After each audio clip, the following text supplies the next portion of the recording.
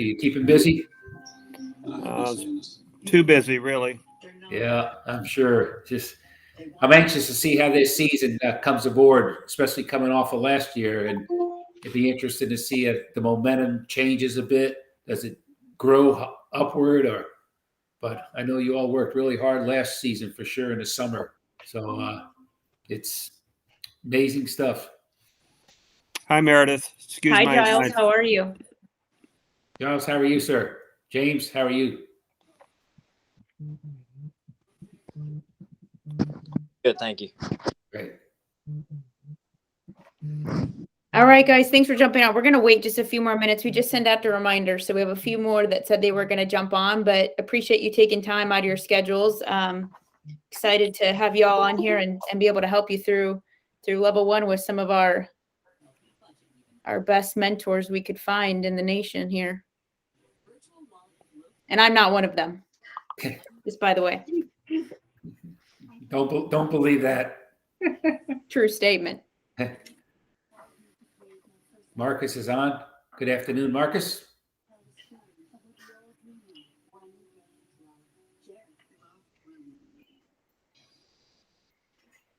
All right.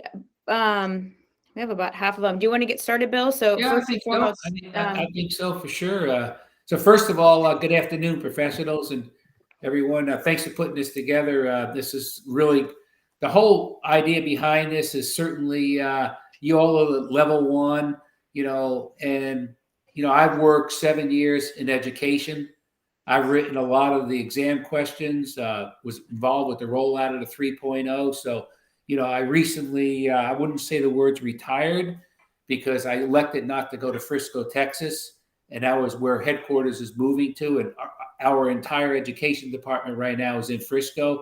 And because of my father-in-law being a PJ Life member, my daughter lives here, son-in-law, 2 grandkids, wife, and it just wasn't the right thing to do. So I've talked to the section and just say, is there anything I can do, just to, give back, help out the professionals to get them to the next level. And that's what it's all about. So I can assure all of you professionals that I know what it takes to get there, and I'm willing to help you, and I'll share everything I can.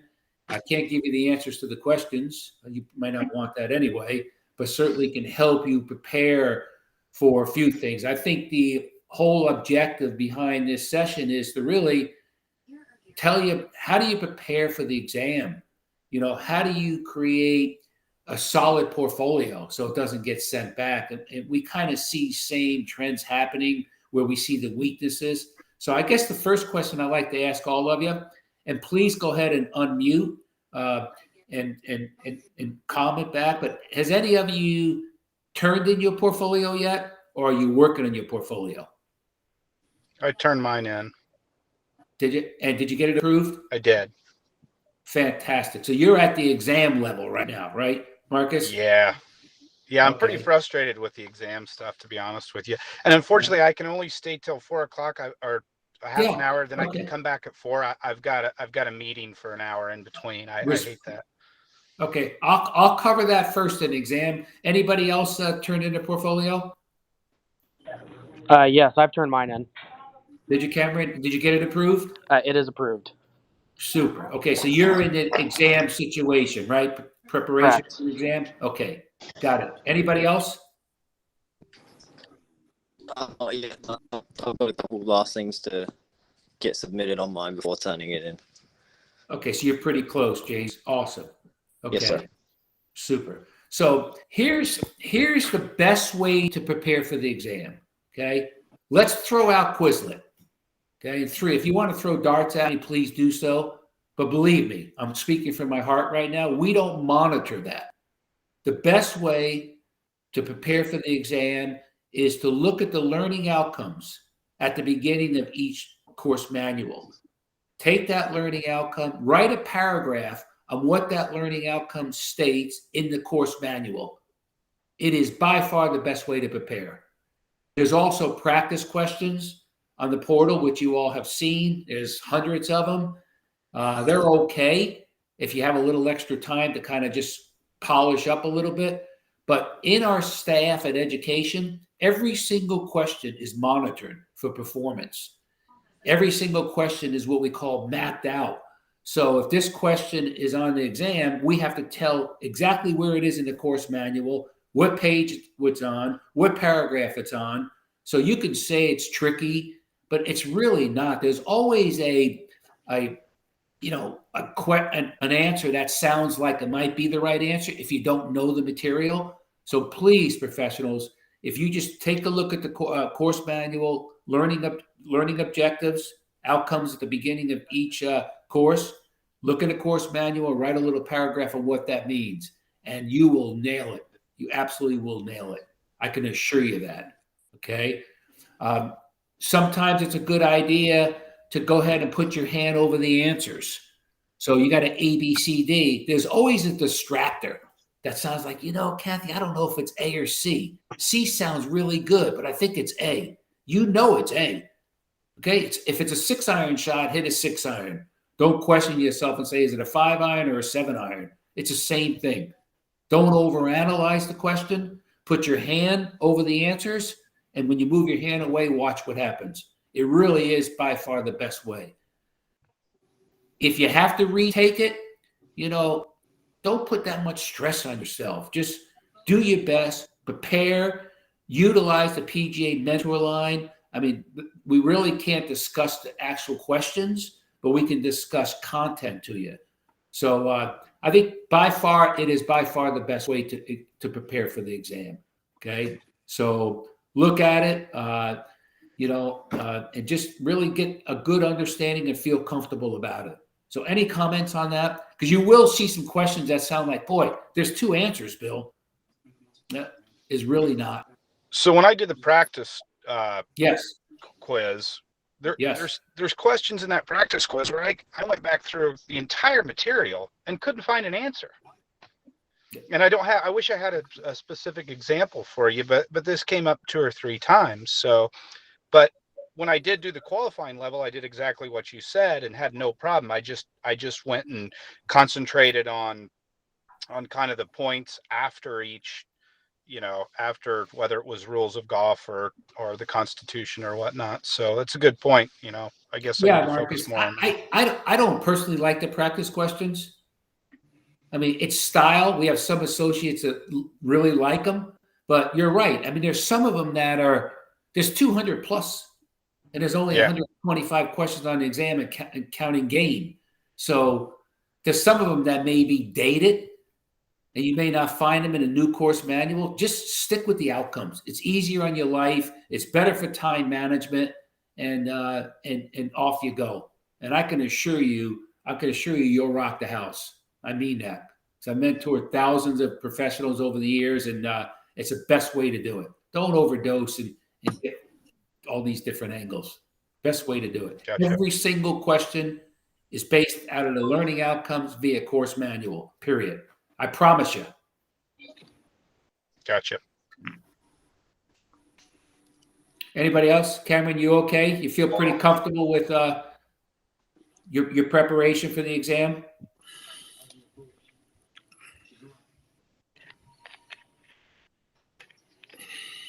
Anybody else portfolios approved? Just prepare for the exam? Yeah, sorry. Okay. I'm at work. Yes, sir. Yes, sir, Cameron. I'm studying myself with the practice exams that were given to us. Also, just Quizlet as well. But I'm just finding that the tests are just, for whatever reason, really hard. Maybe it's just my misunderstanding of most of the questions, but that's really my only issue. I've just been, I will admit, the first time I took the test, I was, thought I was a little too cocky, and I went there and didn't really study that much. But the second time, I felt like I studied quite a bit and still had some issues. I'm just looking to see if maybe you have some better ideas or ways to get through that. Yeah, first of all, if I'll be very respectful, don't use Quizlet because we don't monitor it.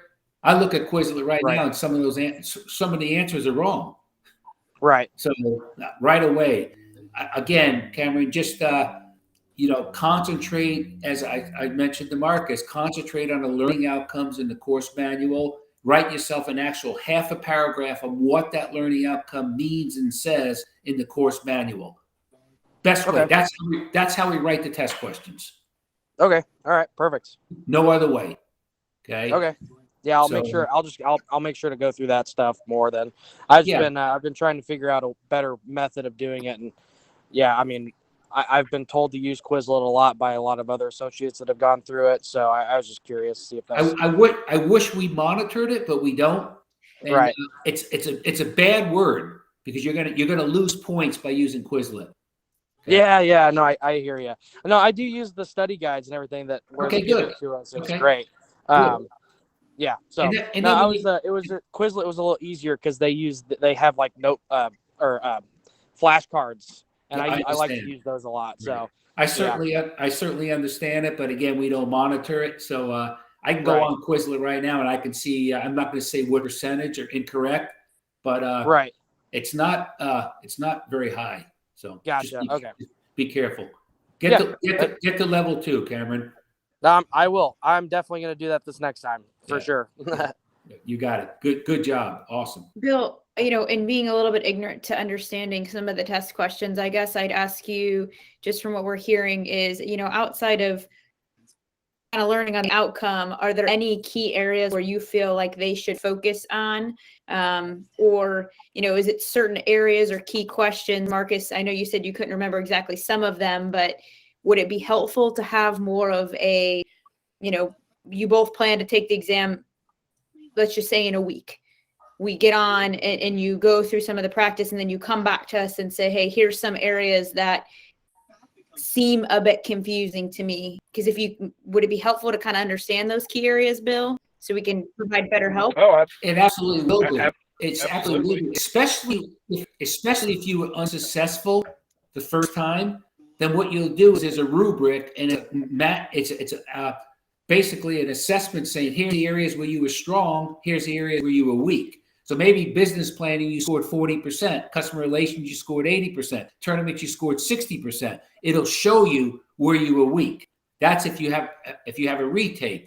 If you're doing it for the first time and you feel insecure about a particular area that you want help with, call the mentor line.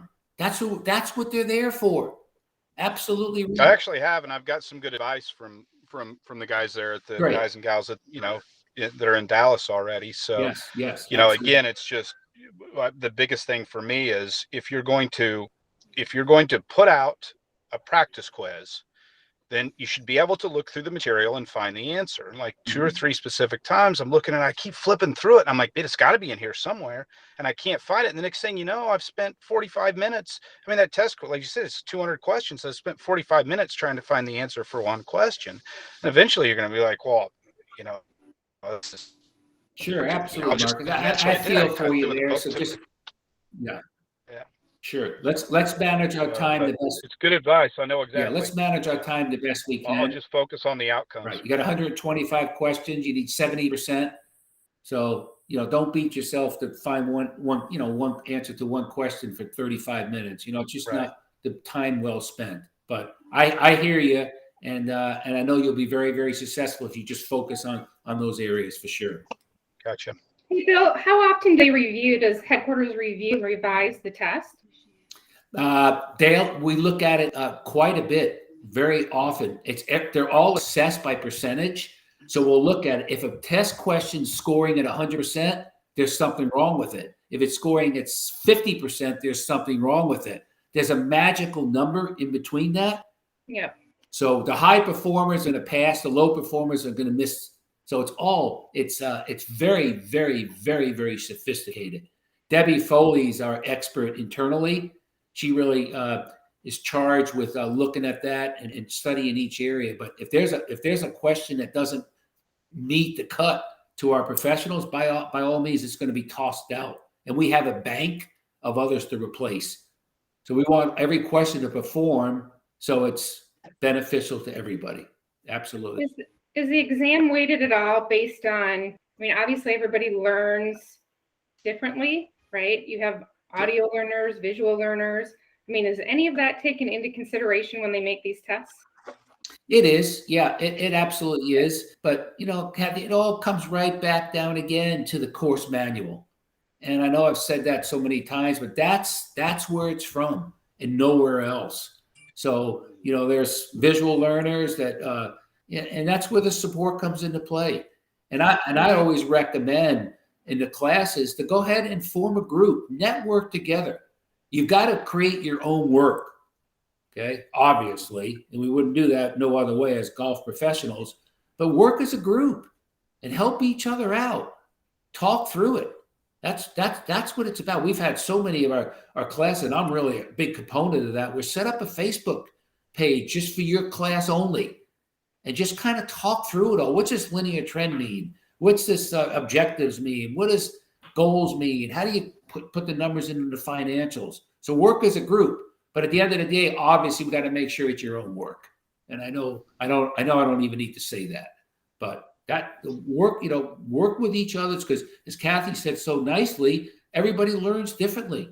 If you talk at a round table, you may absorb it a lot easier than sitting by yourself, scratching your head, trying to figure it out another way. So everybody learns differently.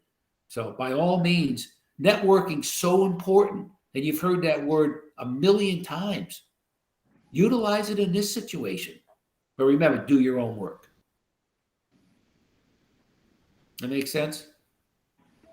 Yeah, and if it would be helpful, Marcus and Cameron, you're at a similar point. I mean, happy to connect the two of you via email so you can talk about, maybe you guys can do some exam prep together, whether we set up a Google meeting for you, or, the other thing is, now that we know who's on this call, we can kind of create small groups. And as we talked about, identify mentors who maybe just went through level 1. We'll be talking to all of our level 2 graduates here next week. So some of them may be able to help you. So we can even connect you with some of them as we get to know them a little bit more as well. Because that's the whole goal of this is how do we all work together to help you through the process? Absolutely. Well said. So any other questions? How about portfolio? So we got some of you that are into it. You've done it. You've got a few more things to do. Any questions at all on your portfolio? Because what we've seen, in my opinion, when we see a solid portfolio turned in, it's a pretty good chance that professional is going to do well at the next step. Because a lot of the portfolio is built for what? It's built to align with the success of the test. The activities that you did at level 1. You remember the activity worksheet? And I'll pull that up. I'll be glad to pull that up here in just a minute. A lot of those activities are based on the portfolio activities that you've done in class.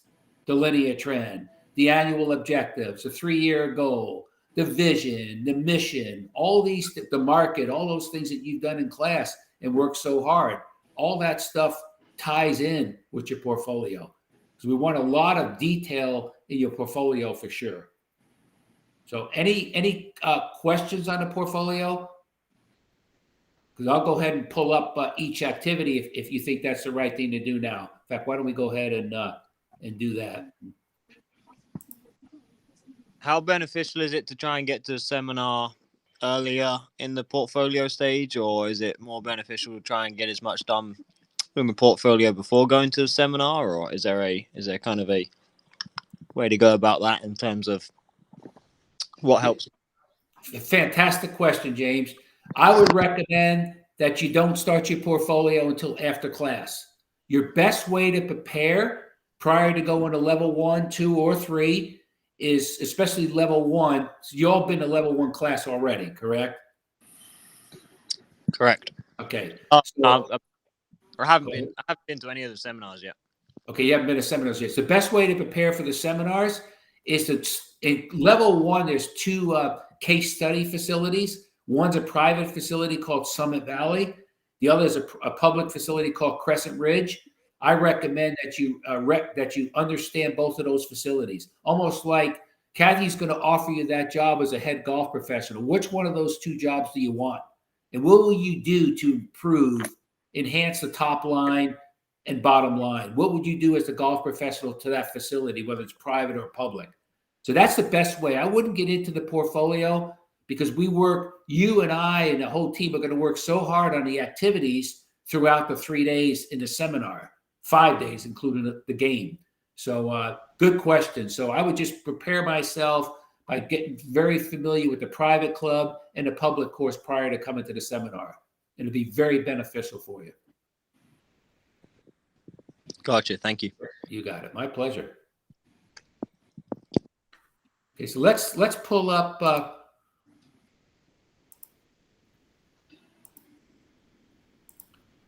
think we'll pull up the portfolio. Let's see.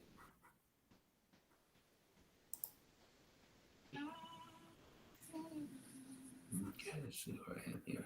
So.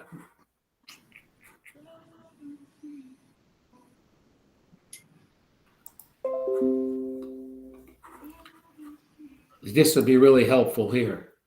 So you all know the guidelines about the portfolio. Okay, all the activities have to be passed. Basically, the education has up to 30 days, to go ahead and get it back to you. And so again, if you have one or two activities that you're struggling with, certainly we recommend that you call the mentor line and just say, hey, I'm having a tough time with business planning activity 5. Can you just help me out? Absolutely right. We don't like sending back portfolios. I can say that right now. Nothing better than us is when there's a great portfolio, we actually walk up and down a hallway screaming when we were live, like shooting a 65. So again, that's really important. So can you all hear me okay? Yep. Okay. So here's the facility management work experience activities, okay? There's 5 activities in the business planning. That's where you're utilizing your case study, whether it's Crescent Ridge, the public facility, or Summit Valley, which is the private facility. So there's 5 activities, and that's based 100% on those case studies. So the first activity is defining your business, okay? And that's where, and I'll pull up an activity worksheet here in just a bit to show you, but that's where you're talking about your business. What business are you in? What's your mission? What's your vision? What's your market? Who's your customer? Who's your current customer? Who's your future customer? Talking really about your facility, defining who you are, okay? Activity 2, you're really assessing the current state of the business. You're doing that through a SWOT analysis. Where are you strong and weak? Where are your opportunities and threats? So really looking at your overall business itself. Then we get to activity 3, where you're beginning to develop based on what you've done in activity 1 and 2. You define the business, you assess the current state of the business, and now you're going to develop some annual objectives. What are you going to do at Crescent Ridge, the public golf course, this year? Well, I'm going to go ahead and increase my rounds. I'm going to increase my rounds by 10% by year end. Would be a perfect objective. Because we all know the most important thing in a public facility is rounds. You all agree there, right? The second most important thing is rounds. The third most important thing are rounds. On the private side, membership dues, number 1. Membership dues, number 2. So for objectives, you're going to basically help grow the business. You're going to grow rounds of golf. On the private side, you're going to figure out ways to create new members and retain members. And what type of strategies will you use to do that? How are you going to grow rounds of golf? What are you going to do? How are you going to grow memberships at the private side? What are you going to do? And then you put all that into the activity 4, which is our financial forecast, putting it all into a spreadsheet. I'll be more than happy to pull that up also. And then activity 5 is really an important activity where you've done all this. Now you've got to pay attention to it. You've got to monitor its performance. What happens if you don't reach your round objective or your membership objective? What are you going to do about it? What's working? What's not working? You're paying attention to your business. That's exactly what activity 5 is. And then we get into customer relations. This is your facility now. So business planning is all your case study. Customer relations, you got activity 1, which is moments of truth at your facility. You're going to actually go through all touch points at your facility. So right from the time you pull in, you make a tee time on the website, or you call up on the telephone, or you pull into the parking lot. Is the parking lot clean? Is it dirty? Is there somebody at the bag drop? Are you greeted in the golf shop? See, these are all moments of truth. They can either be interactive or active, which means are they going to be with an employee or outside an employee? So an interactive moment of truth would be somebody pulling up to a starter. Welcome to PGA Golf Club. What a beautiful day. Nice to have you here. A non-interactive would be pulling into a parking lot and it's dirty. So a moment of truth could be either positive or negative. So a positive moment of truth, interactive, would be a happy starter. A negative interaction moment of truth would be a grumpy starter. Non-interactive, clean parking lot, positive, dirty parking lot, negative. And then there's three, what I like to call the three-legged stools: staffing, systems, and resources. What caused that positive moment of truth or that negative one? Was it staffing? Was it the system you have in place? Or was it the lack or amount of resources? So that's the moment of truth activity at your facility. But you could just kind of look at it as though you're starting a round of golf. How is it from start to finish? And then activity 2 is basically terminology. It's that figure 8 in your portfolio, talks about the strategies and skills at your facility. A desired outcome. If you're looking for, if your desired outcome is compliance, your interaction strategy is always going to be directing. Your initial interpersonal skill is stating your purpose clearly. It's things that you do, professionals, every single day. But the difference is this is more terminology. So for activity 2, just make sure you feel comfortable with that figure 8 that's actually embedded in the portfolio. It talks about, the different strategies and so forth. And then we get into, and if you have any questions, just shout them out, okay? You're not interrupting me at all. So if you need me to back up or anything like that, okay, please. And then activity 1, tell us about your golf cart fleet. Analyze your policies, analyze your procedures, and tell us how you're doing financially. This is your chance to really get involved with you. Tell us about your facility. How important is the golf cart fleet? So, and you go, again, really good activity. And then we get into the rules of golf. It's an activity where you're actually going to do a 30-second to a 1-minute video. Go on a golf course and just video yourself. Maybe it's the penalty areas. Maybe it's an unplayable lie, whatever you want to do, and just kind of talk about it. And then you just write about the rule number and how often do you do it? How do you promote it to your players or your members and so forth. It's a really cool activity. And then tournament operations is there's 4 activities in tournament operations. How do you plan and prepare for a tournament? How do you run the tournament? What are your conditions of play and your rules? And then how you evaluate it and review it. And this tournament operations has to be the same tournament, okay? It could be a tournament that you ran at your club 6 months ago or a year ago, as long as you have all the information that we asked for in the portfolio. Scorecards, rule sheets, golf car signage if you have that, set up the practice area, things like that. So again, do a really nice job on the tournament operations. I'm real confident that our associates really are well groomed when it comes to tournament operations. And we see a lot of really, really good information in our portfolios in the tournament operations. Just make sure you cover everything that we're asking you for. And that career enhancement, basically here, we're talking about, here we're asking you to interview a supervising professional. Just go through the questions. What's the most challenging part of this business? How did you get to where you are today? And it's a really good opportunity, A, to enhance your relationship with your direct report, and B, just really open your eyes and say, I never really thought about that career path. So it's really, really cool. And then activity 2 is really refining a personal development summary and goal. Tell us where you want to be. That's okay. And Kathy's the expert in this call today, but sometimes you might not know what you want to be, but what tickles you? What excites you?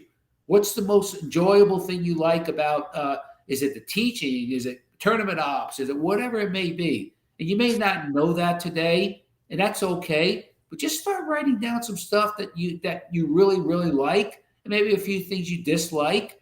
And then finally, just really submit a current resume. an updated and current resume. And because that's, I mean, we all know that that's your brand. We need to continue showing your value and who you are, because, why you hired, and Kathy can speak on this a heck of a lot better than I am. It's value. It's value you're going to bring to the facility. What separates you from the rest of the pack? That's what that's all about. This person's great. Let's get this person in for an interview. Oh, garbage. Nope, doesn't fit. So again, you want to make sure you emphasize, your skill sets according to what the job description is. Don't brag about how great you are at junior golf if there's no junior program and they have no desire to have one. So again, just submit a really cool resume. Yeah, you guys, I'm happy to help you with your resume too, since I'm certified in resume writing. So if you want to send it to me, if you need help with maybe a template, I can certainly help you with that as well. So don't hesitate to reach out. Oh, really kind. Thank you. That's awesome. Really great. And then the simulations, there's no testing on those. These are just basically really a nice resource for you all to have when you want to mess around, play around a little bit with your team. You have a little extra time, which is probably pretty difficult. But again, the simulations are really well done. And there's just the 4 simulations, basically. So they could be played and just really, really enjoy those. So that's your so I'm going to go ahead now and pull up the, let's see, I'm going to pull up the activity worksheet. Hey, Bill, can I say one other thing too? Absolutely, please. So, gentlemen, while you're working at your current position, you come across objectives and solve problems every single day. And I always encourage our professionals in our section to have a separate binder, just a little notebook, and write down your SOAR stories. And SOAR stories are situations that you encounter every day, obstacles that you overcome, the actions that you've taken to do that, and the results that it's produced. Because when Bill says what you need to show your value on your resume, those are the results. So the more measurable they are, the better off your resume looks, and the more impactful your resume looks. So I would encourage you to get a notebook, and anytime you run a tournament and you run into a problem, jot a little paragraph down and what did you do to overcome the obstacle and solve the problem. Those are great stories to tell on your resume. Those are the bullet points that we're looking for. Love it. Absolutely perfect. Hope you all heard that loud and clear. I mean, how many resumes have we seen? You're responsible for tournament operations. Oh, what does that mean? That doesn't say anything. It's nothing. So again, you want to professionally brag. That's almost like what I like to say. It's hard to talk about yourself, but that's why, again, you just got one of our top career consultants in the nation offering to help you. So take advantage. I mean, don't be shy, please. I mean, the worst question you can ask is the one you don't ask. So please, okay? And I mean that sincerely. So here's the activity worksheet. This is going to help you with your portfolio because this is very similar. The first one, this is an icebreaker. It just talks about, give us an excellent service experience that you've had and a poor service experience. And what caused that? Was it the staffing? Was it lack of staffing? Was it lack of training? Was it the proper fit? I mean, typically, most of the time, it's a system. You haven't trained a person, and you're telling them to do something, or you got them in the wrong position. So again, you all know that. You all work with your teams. And activity 1 just talks about poor and positive experience. Activity 2 talks about proving sales techniques. It's a simulation. This activity here is, again, tied in very much with the portfolio. What business are you in?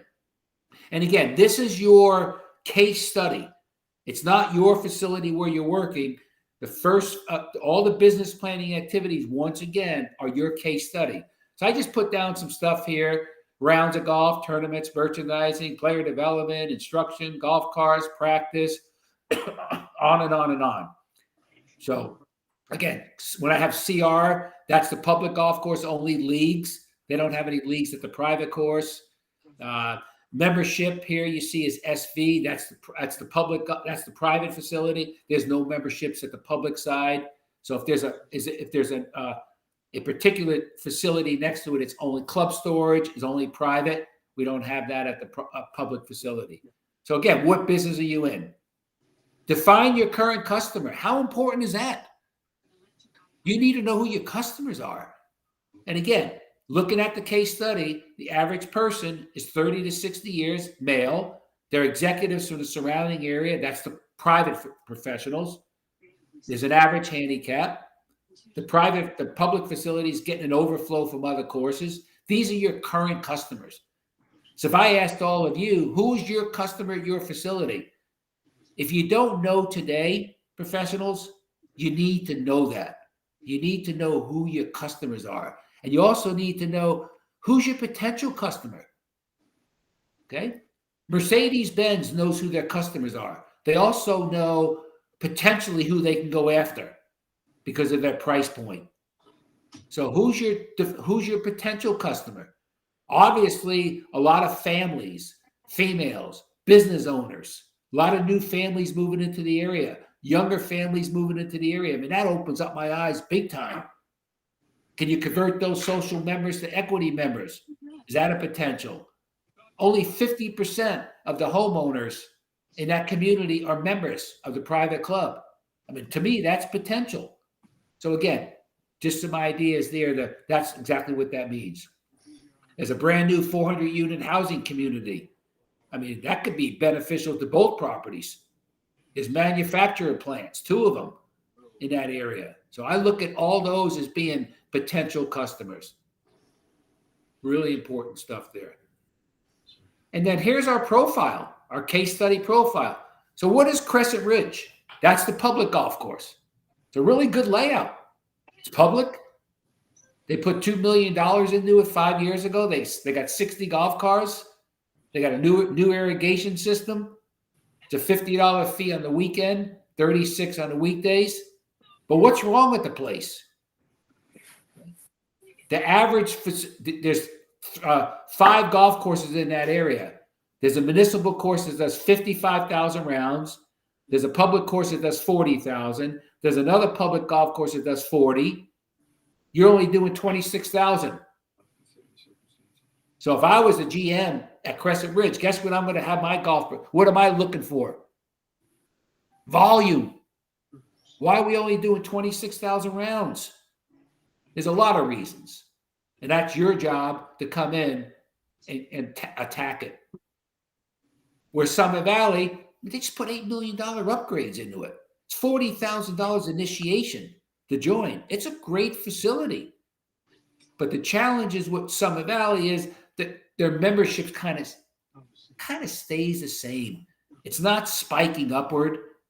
It's not really dipping down too badly. The merchandise is a little bit sour. The member tournaments are awful. So what's wrong there? Maybe it's the format. Maybe it's the wrong time of the day. Maybe it's the wrong, so things like that. So that's really what you're looking for, okay? And the core business areas are what? They're all your core business area in your operation.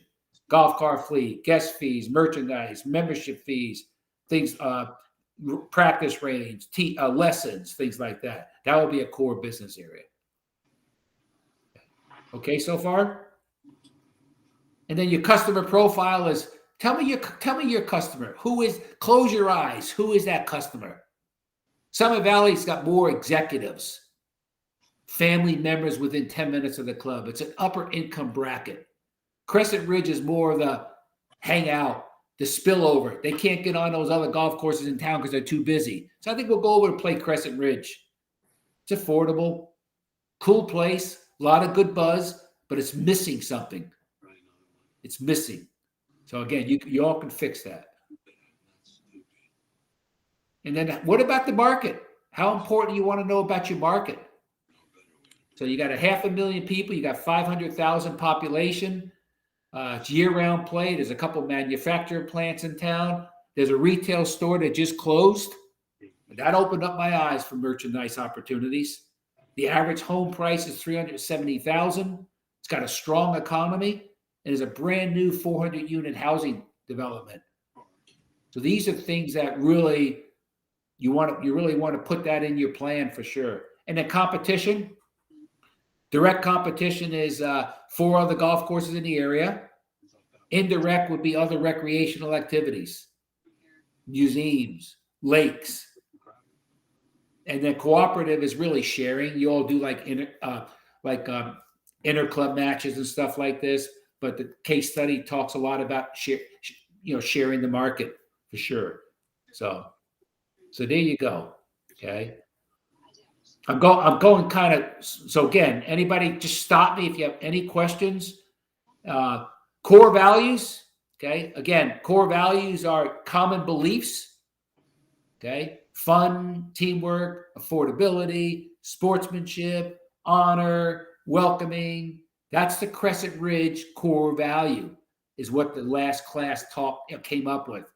Where the private side's more pride, tradition, history, team community, trust, things like that. So core values are basically your common beliefs: sportsmanship, honor, integrity, and onward.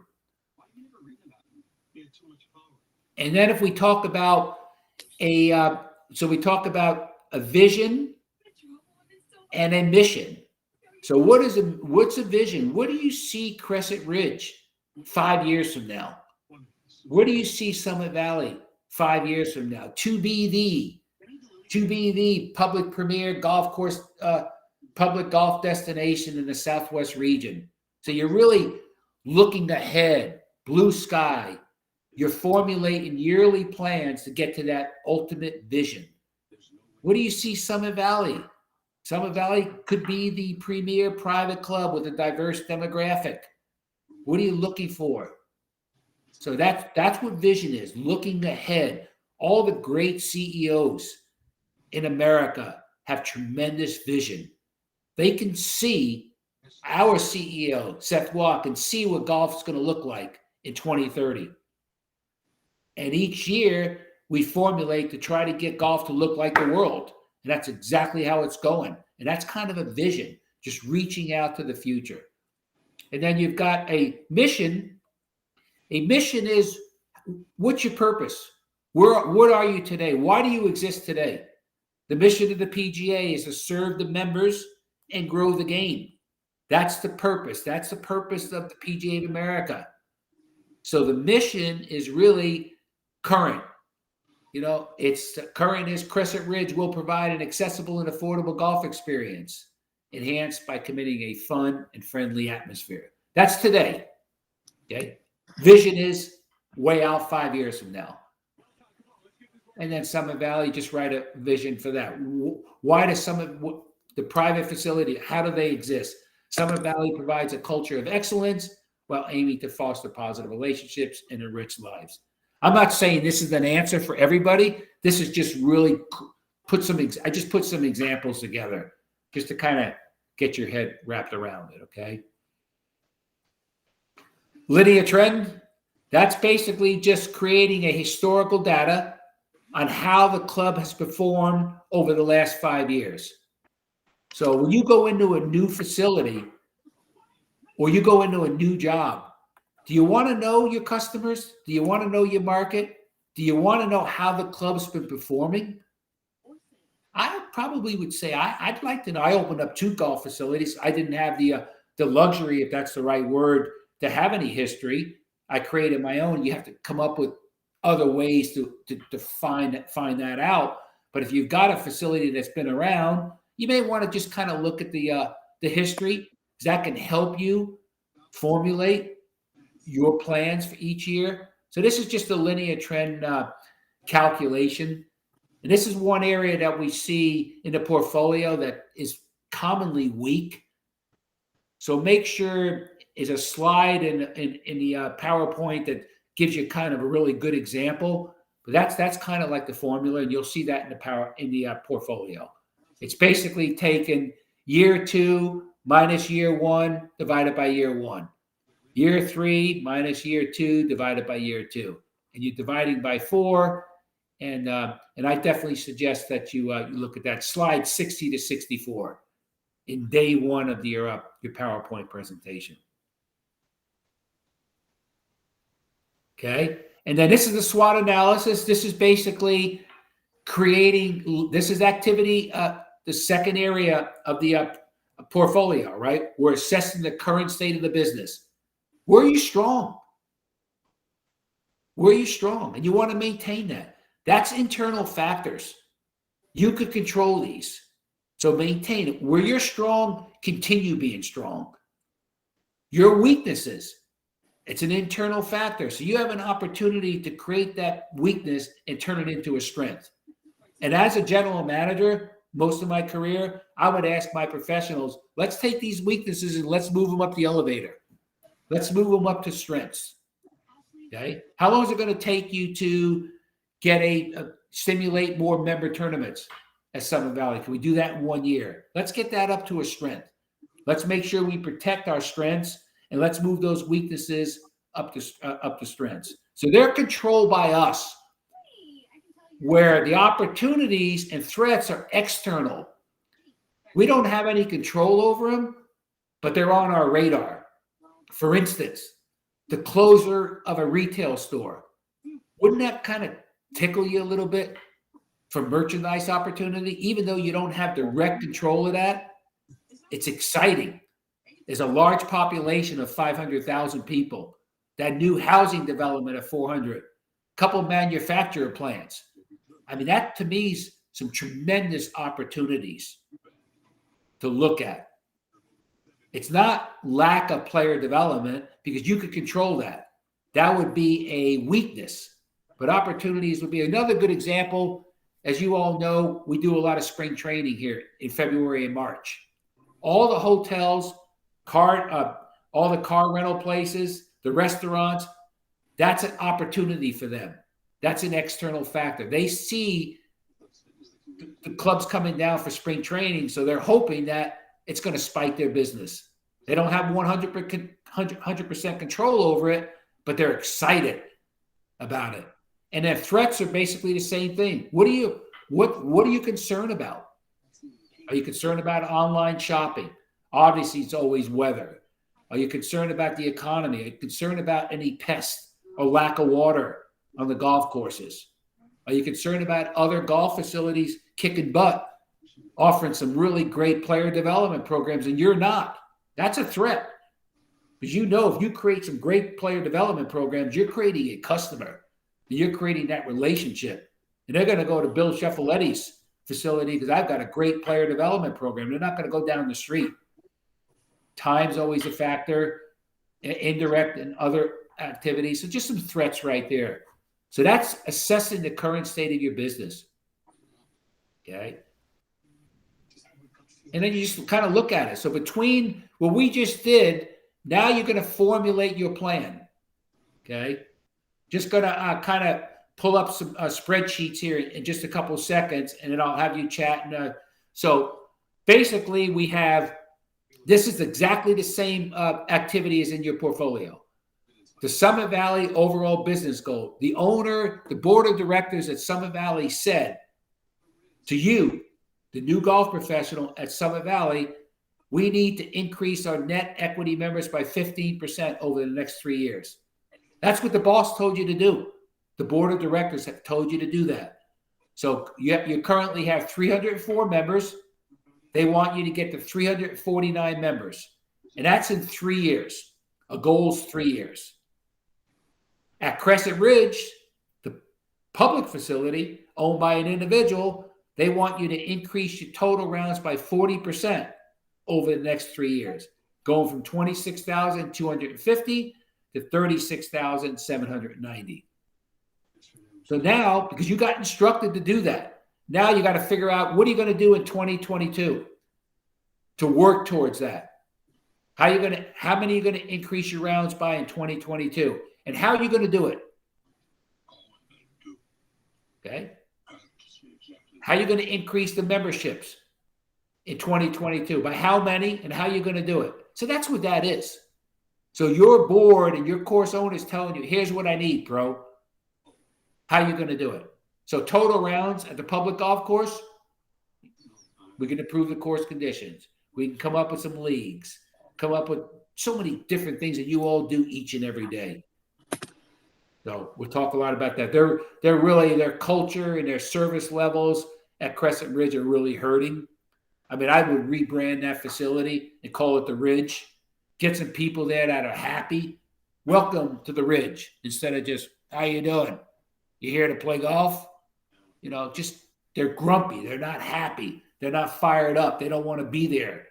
So right there alone will spike up some business just by creating a happy buzz and a good internal loving culture, which I'm just absolutely fascinated. Is a necessity for sure. So, and then improving player development, come up with player development stuff. Summit Valley, how are you going to grow the membership? What would you do? You're thinking maybe about a member referral program. Again, you only have half of your members in that area that are members. Could you bank on them and maybe give them a little token on their their credit or anything like that? So you just want to get a little bit creative, is all right there. Okay, and strategies. How are you just going to do it? What's going to be your areas? Okay, so any questions so far? I'm throwing a lot at you, and because I don't get to have you every day, well, I'd probably go just a bit slower here. But I want you to really take away and anything that's on your mind that you feel you're a little uncomfortable with. This is really a good time to really ask, for sure. So if we take, here's another area. It's really probably our most popular weakness in a portfolio. Why they go back is, if you say you're going to increase your total rounds of golf by 11%, okay, or 10%. So here's where you want to put that number in. These three columns here are your linear trend. This is doing the 5-year history on how the club's been, each line item's been doing. For instance, over the last 5 years, the rounds of golf have went up 3.35%, which equates to 879 numerical change, which comes out to 27,129. So if you don't do nothing but sit on your hands, based on history, the trend forecast over the last 5 years, you're going to do 27,129 rounds. That's doing nothing. So we always say to our associates, we need to improve our business. That's why you're hired. So let's take this. So all the objectives are based off of year 5. So if you're going to increase your total rounds by 10%, you're going to add 26,250, add 10% to that, and put it here. What does that come to? Somebody help me real quick. 28,750, is it? What's 10% of 26,250? And add it together. What do you get?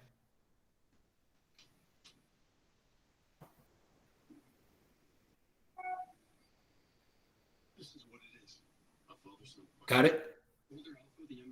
Is it 28?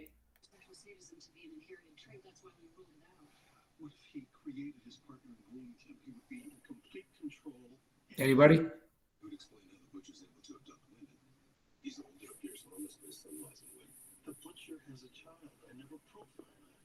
Okay, 28,250. Let me go ahead and do it.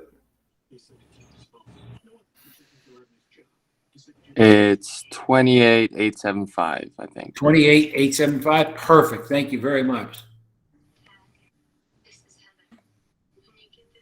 Okay, so if you put that in here, 28,875 is protected right now. It's going to say here, percent change from year 5 is going to say 10%.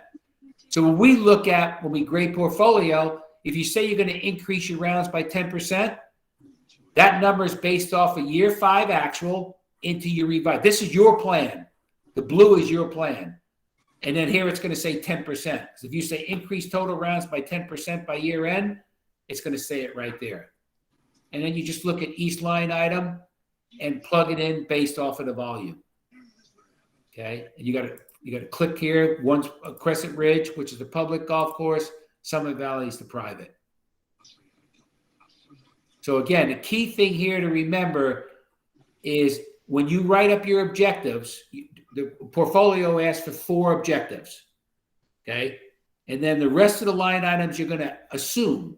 So if your rounds are going up 3,000 rounds for the year, how's it going to impact your green fees? How's it going to impact your golf car rentals? How's it going to impact your practice range? How's it going to impact your golf equipment rental? On and on and on. You're making some assumptions based on the increase in your rounds. Okay. Now, this is really an area where it's probably the most weakest when a portfolio. So if you're a little insecure about it, certainly the mentor line will help you with it. And then once you get this all filled out, then you're going to go to the 12-month operating budget, which basically you're just going to divide it. You're going to put it into 12 months. So if you have 30,000 rounds, how many rounds you're going to do in January, February, March, April, right on through to December? Obviously, this has to equal 30,000, and it's based on seasonality. It's based on the case study seasonality, and it's very similar to South Florida, where this is in the southwest region of the U.S., and the high seasons in the wintertime. So very, very similar. So you just look at that in the course manual, and you're able to spread it out, January through December. You guys, I can't stress enough. First of all, Bill, thank you so much for doing this. I mean, this is impressive, this whole spreadsheet. And this is so important that you guys learn this and understand it to the fullest extent, because when we do executive search for those high-end director of golf roles, general manager roles, or head professional roles, these are questions that the committees always ask the candidates. The questions always walk us through your budgeting process. How do you do it? And I can't tell you how many can't answer that question. So this is so important. And I mean, Bill, thank you for taking the time to walk through this with them and really making sure that they understand this. Yeah, thank you for that, Kathy. Absolutely. It's the weakest part of all the thousands of associates I've had in class over the last 7 or 8 years. This is an area where they don't get the exposure. So again, please ask for help on it, because this is an area that's not going to only help your portfolio. Let's talk about a career. This is not a job. You're in a career. So if you could become a financial guru, be really good at financials. I'm so glad I took accounting in college. I didn't want to be no accountant, but I did, and it's helped me so much. I can look at a spreadsheet in 5 minutes and get a good buzz on how the facility's doing. So you want to become an expert in financials. And another thing that helps so much is now you're able to go out and you can hang out with your customers. You're not in the back office looking at spreadsheets all day. Because if you're really good, you can hammer this out in no time and do it early in the morning or late in the evening and just hammer it out and look at them and see how your facility's doing. Because this is an area that's going to get you some pretty nice employment, as Kathy's living it and stated so elegantly, for sure. So again, just whatever you tell us you're going to do, make sure you show it on paper. It's amazing how many we see. Increased total rounds by 3,000 by year end. So that should say 29,250. And here we see 25,000. Where'd they get that from? So what you tell us you're going to do, please put it on paper. Does that make sense? Easier said than done. And again, if increased range, $10,000 by year end. This is 20,000. You got to put 30,000 here.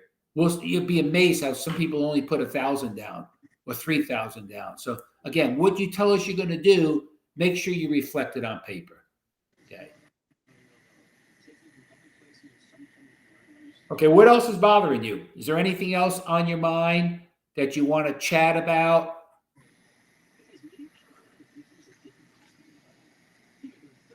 And obviously, we could talk so much about time management. I know we're getting into season right now, and kind of formulate in your mind and, about when are you going to come, when are you going to test out, prepare to test out, when you're going to turn in your portfolio, like what works for you, and be kind to yourself.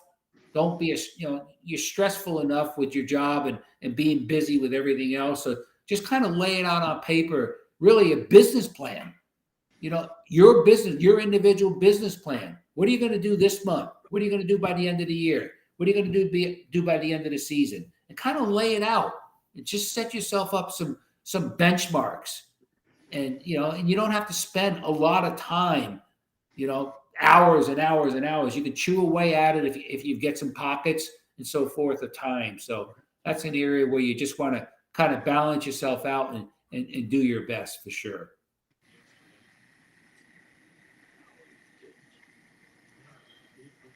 Anything else you want to take a look at or see or discuss or?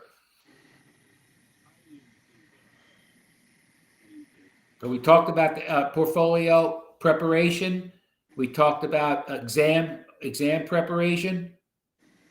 And again, if we talk about detail in the portfolio, we're not looking for just a quick little, who's your customer, like elaborate on it. Elaborate, more detail you give us. This is a document that has an assessment to it. We have a rubric, and we have a number between 1 and 5, and you've got to have at least a 3 for every activity. And there's no reason you shouldn't get below a 3 unless you're not trying. I really mean that, because it's really the instructions are so clear, so detailed. You just take your time with it and formulate the best you can, and really at level 1, just be an expert when it comes to those 2 case studies. Because right now you pick one of the 2. So if you want to be at the private facility, become an expert at Summer Valley. If you're going to do the public facility, be an expert at Crescent Ridge, and really understanding everything from, as we went over the spreadsheet, the market and the customer and your opportunities.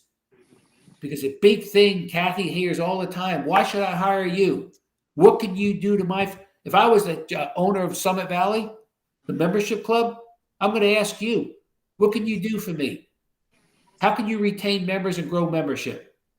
If I was a course owner at the public golf course, why are you only doing 26,000 rounds where your competition in town's doing 40,000, 40,000, and 55,000? What's wrong? What are you going to tell me? So that's what it's all. This is real life. Again, it's not a job. This is your career. And you want to put yourself, I always like to say, join the 10% club. I mean, why not? I mean, you're in it, blood, sweat, and tears. You're working your tail off, and just really do it. Take your game to the highest level. Game being this area, and just really get it, and things happen from there for sure. So again, just if you choose whatever case study you choose, try to think of a club in your area that might resemble that club, and then reach out to the director of golf or some of the employees over there and say, hey, how are you growing membership? How are you growing junior golf? To give you some ideas and some relatability of what's going on in the actual market. I mean, when he talked about, there's 500 people or homes in a community and they only had so many members, why not reach out to the realtors who are listing those properties and have a realtor luncheon so that they get to know the club, and when they're selling those homes in the community, they can introduce their clients to the club, and that's a potential member. So those are things that I hear every day when I'm in the boardroom with these committees. So I really encourage you, whichever case study you select, call a club that's similar to that and find out what are they doing at the club? What are they seeing as far as what the vision is and what the future is? I know 2 things in our area. There's performance centers are going up everywhere because golf is increasing. They have to have those performance centers to teach more lessons and keep those members engaged. So that's one way that they're elevating their clubs. The other is incorporating fitness into golf.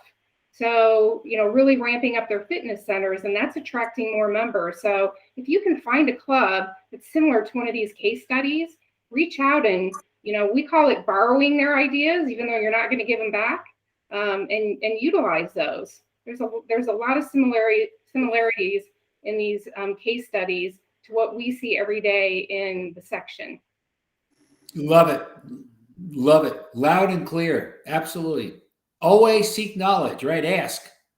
Always seek knowledge. People are willing to ask, and why? How did you spike? How did you get your rounds? What did you do? Absolutely. And just those 2 case studies alone, you have a facility of somewhere around your facility that maybe mirrors that, and maybe they're struggling a bit. Are there any clubs in your area struggling with member participation in tournaments? That's a Summit Valley issue. They're struggling a bit with stale merchandise. So things like that. What have you done about it to really turn it around? And that's what it is. That's what the business is all about, is really turning it around and creating an atmosphere that, just becomes more profitable and everybody's happy and the culture's there and the brand escalates up to the top, things like that. So I love what Kathy says for sure. Absolutely.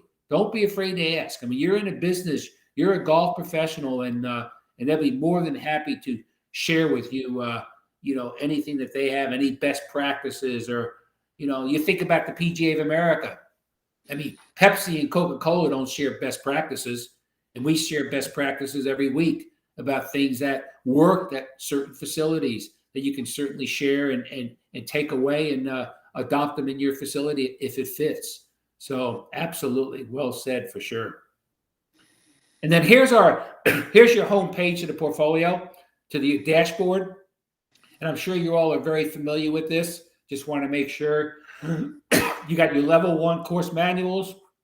You got your seminar materials, which is basically your PowerPoint presentation and where you're able to take your notes, the activity worksheets, and then your level 1 actual portfolio. And then again, you don't submit your portfolio one activity at a time. It's when it's completely full. So you own the portfolio. So if you do business planning activity 1 and 2, we don't look at it until the entire portfolio is ready to submit. But during that process, if you have a question, we can't pull up the portfolio and help you with it. But if you have a question about an objective, or you have a question about linear trend, or if you have a question about what do I do again with the objectives, is it based off of the linear trend or the things like that? That's what the mentor line's for. And it's a 7-minute call. It's fast, and it'll really relieve you stress-free for sure. So don't scratch your head, because the support is what it's all about. And as Meredith said, man, we're going to have some really great chapter leaders that have been through it, that are able to help you, and do it. Take advantage of it. Absolutely. You don't get to the top on your own. Believe me, everybody has mentors. So you got to take advantage of that and really bank on the opportunities that we have here in this great industry for sure. Absolutely. Yeah, Bill, I know there was 2 people that jumped on a little bit after we started. So Dara and Mike, I don't know if you have any concerns or where you are. We kind of went through everybody on the call at the beginning to identify where they are, if they were in the portfolio portion, or if they had started their exam work. And that's just going to help us in connecting you with, whether it be somebody on this call or other level 1 associates, to really help you through the process. So I don't know, Dara or Mike, if you have any additional comments or questions, or just any areas you're currently struggling in that we can answer before we close out our first call here. Dara and Michael, if I can ask you, what have you done so far? Have you done the portfolio yet? Are you working on the portfolio? Tell us your situation, please. I personally I've probably done about maybe 10% of the activities or so. Okay. Just kind of here and there and everywhere, but I've started to get a bit more into a routine now. I work better in the mornings, and I usually close the pro shop here. And, at the club I'm at, there's a decent bit of opportunity for me to, even still as going into season, get this done. So I'm, getting into the swing of it now, and, it's just about putting it in and staying dedicated. Sure. Absolutely. Thank you for that. When did you come to the seminar? Last November. Was I in your class? Did I do the class? Do you remember? I don't think so. Oh, okay. So, did you remember the activity worksheet? Mike, you remember this that you did in class? Yep. Okay. This is really good. This is going to help you so much. Do you still have a copy of it? I believe I do, but I'm pretty sure I already have a copy. Okay, yeah, because this is really going to help. A lot of this aligns with your portfolio activities. Mm-hmm. And as I mentioned earlier, solid portfolios really just help at the end of the day, because, so much of this is based on, and the knowledge. Obviously, it helps with the preparation of the exam because, again, understanding it completely. So the first 5 activities in the business planning are case study. So go ahead and utilize this as a resource when you're doing your portfolio. Be very detailed with it, and certainly, and when you get that, you submit it in. We have up to 30 days to turn it back to you, and then you're ready to go ahead and take the exam. So good stuff. Take your time with it. Be real detailed, and I'm glad you're able to find a little pocket in the morning to be able to do it, and just rock the house and do great. I tell you, it's definitely worth it. So good stuff. Cheers, Bill. Yes, my pleasure. And Dana, how about yourself? What's your status? Have you done the portfolio yet? I think Mike is the one that we didn't connect with. Okay. Mike, are you still on? Mike?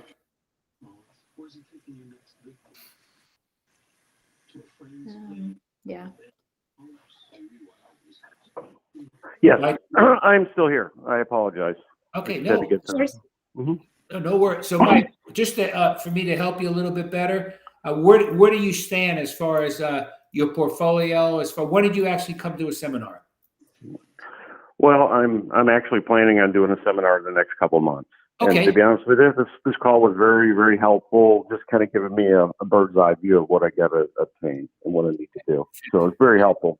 Clearing up a lot of confusion. Absolutely. Great. So your only preparation prior to the seminar is just get familiar with the 2 case studies. There's a private facility, there's a public facility. So when you come, you want to say, Kathy's going to offer you the head professional job at Crescent Ridge, which is the public golf course, or Summit Valley, which is the private facility. Which one do you want?